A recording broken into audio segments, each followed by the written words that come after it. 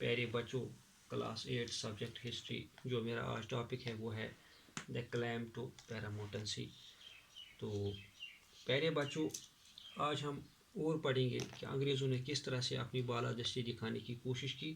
تو جو ان کی پالیسیز تھی کل بھی ہم نے پڑھا کہ انہوں نے جو ہے کچھ ڈائریکٹ انیکسیشن پالیسی اختیار کی تھی اور کہیں انہوں نے وارس کا جو ہے وہ ڈائریکٹ وارس لڑنے کی پالیسی شروع کی تھی, کہیں سیاسی طور پہ اقتصادی طور پہ اور ڈپلومیٹک طریقوں سے ہندوستانیوں کو کمزور کرنے کی ان کی جو پالیسی تھی اس میں وہ کامیاب ہوئی ہے. تو آج ایک اور پالیسی کے بارے میں ہم پڑھیں گے وہ ہے دا پیرامونٹنسی پالیسی.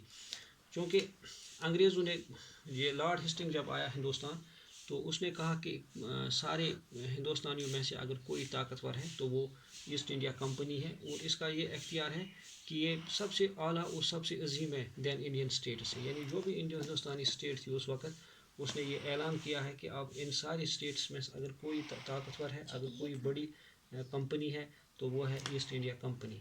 تو یہ ایک پیرامونٹنسی کا اس نے جو ہے وہ اعلان کیا کہ یعنی سپریم اتھارٹی اس نے یا پاور کے اعتبار سے یعنی سیاست کے اعتبار سے اور اکانومک اسپیکٹ کے اعتبار سے اس نے کمپنی کو سب سے اعلیٰ اور سب سے عظیم جو ہے اس کا اعلان کیا. تو ہندوستانیوں میں یہ کانسیپٹ جو تھا یہ ان چیلنج نہیں رہا ہے. اس میں رانی چنما جو کٹور سے تھی, کرناٹکا میں ایک اسٹیٹ تھی, تو 1824 میں اس نے جب ریزسٹنس شروع کی تو 1824 میں اسے پکڑ لیا گیا, در لیا گیا اور 1829 میں وہ جیل میں جو ہے وہ مری.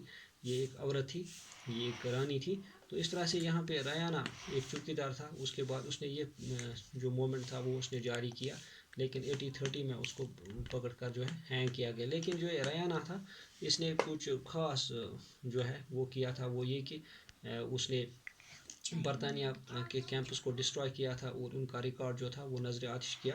یہ اس کے کارنامے تھے, لیکن 1830 میں اسے پھانسی پہ جو ہے وہ لٹکایا گیا.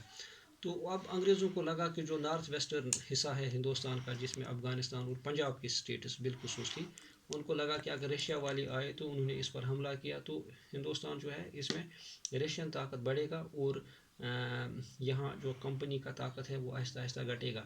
تو انہوں نے افغانستان پر 1838 اور 1842 پر 2 کے سالوں کے مابین جو ہے وہ جنگ انہوں نے لڑے اور بہت زیادہ کوشش کی افغانیوں نے اپنے آپ کو بچانے کی. لیکن 1842 میں ڈائریکٹ رول جو کمپنی کا تھا وہ یہاں پہ افغانستان میں اسٹیبلش ہوا. اس طرح سے رنجیت سنگھ نے بہت کوشش کی پنجاب کو انگریزوں کے چنگل سے دور رکھنے کی, لیکن جب رنجیت سنگھ مرا تو اس کے بیٹے 4 بیٹے جو ہیں وہ مرے. لیکن 1849 میں انگریزوں نے پنجاب میں جو ہے اپنی حکومت قائم کی. تو اس کے ساتھ ساتھ جو ہے انہوں نے ایک اور پالیسی اختیار کی, وہ ہے ڈاکٹرین آف لیپس پالیسی. پیارے بچوں ڈاکٹرین آف لیپس کا مطلب یہ ہے کہ اگر کوئی ہندوستانی طاقت یا اگر کوئی ہندوستانی پاور اسپیشلی رولر جو ہے اگر وہ مرا تو اگر اس کا کوئی میل ہیئر نہیں ہے, اگر اس کا کوئی مثلا وارث جائز وارث نہیں ہے تو ڈاکٹرین آف لیپس اگر اس کا جائز وارث نہیں ہے تو وہاں پہ وہ حصہ جو تھا یا وہ کنگڈم جو تھی وہ ڈائریکٹ انگریزوں کے پکش میں جاتی تھی. یعنی ڈاکٹرین آف لیپس کا مطلب ہے کہ اب کوئی جو جائز وارث یا بیٹا یا بچی اگر بادشاہ کی نہ ہوتی, اگر وہ اڈاپٹڈ کوئی سن رکھتا, اگر وہ جو ہے وہ اڈاپٹڈ لڑکا لڑکی رکھتا, لیکن وہ وارث جائز وارث اس وراثت کے نہیں ہوتے, بادشاہ کے مرنے کے بعد ان کو بادشاہ بننے کا کوئی ادھیکار یا کوئی حق نہیں تھا. تو یہ ڈاکٹرین آف لیپس تھی. یعنی ایک اور پالیسی انہوں نے انگریزوں نے کوشش کی کہ مثلا بادشاہوں کے پاس بیٹے بیٹیاں تو نہیں ہیں, تو یہ بھی ایک ذریعہ بنایا جائے جو ہے وہاں پہ انٹرفیئر کرنے کے لیے. تو ایک اہم پالیسی تھی, اور یہ پالیسی جو تھی یہ یہاں پہ لارڈ ڈل ہاؤزی جو تھا اس نے اس کو لارڈ ڈل ہاؤزی جو تھا اس نے جو ہے یہ پالیسی اختیار کی. اور اس پالیسی کے دوران جو ہے بہت سارے اسٹیٹس جو ہے ان کو انگریزوں نے اپنے قبضے میں لایا. مثلا ستارہ ایک اسٹیٹ تھی 1848 میں انگریزوں نے اس کو اپنے قبضے میں لایا. اس طرح سے سنبل پور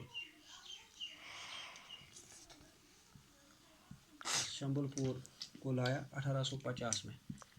اور ایک اور اسٹیٹ جو تھی ادے پور UDAIPUR ادے پور, یہ انگریزوں نے 1852 में अपने कब्जे में लाई और नागपुर स्टेट को अंग्रेज़ों ने 1853 में लाया। और झांसी जो थी 1854 जो थी, और इसमें एक अहम स्टेट थी जो अवध के नाम से जानी जाती थी। तो यहाँ पे अंग्रेज़ों ने ये कहा कि ये अवध जो है यहाँ पे मिस गवर्नमेंट है और यहाँ जो है यहाँ पे लोगों के साथ जुल्म और नाइंसाफ़ी हो रही है, बादशाह लोगों के मसले मसाइल हल करने में नाकाम रहा है। तो यहाँ पे उन्होंने मिस गवर्नमेंट का जो है वो नाम दिया। तो यही वजह है कि यहाँ पे 1857 में उन्होंने बहुत बड़े बगावत जो कि इंडियन रिवोल्ट के नाम से 1858 के जो रिवोल्ट 7 का जो रिवोल्ट था उसमें उन्होंने हिस्सा लिया, सिर्फ अंग्रेज़ों के खिलाफ जो है वो बगावत शुरू करने का, बगावत लड़ने का। तो आज इजाज़त दीजिए, अल्लाह हाफ़िज़। कुर्बान।